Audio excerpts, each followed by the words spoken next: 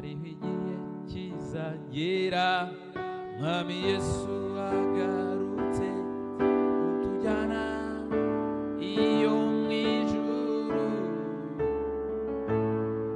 ati nimuze bana banjye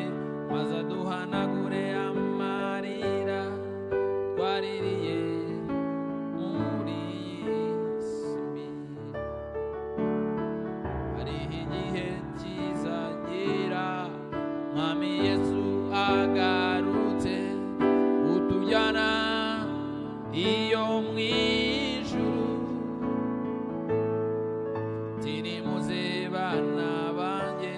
bazaduhanagure amarira twaririye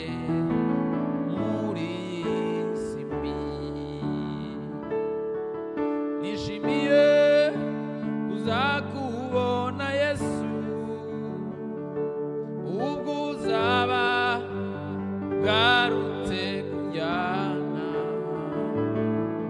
ubwo uzaba ugeze ku bicu nanjye mpite musanganira nishimiye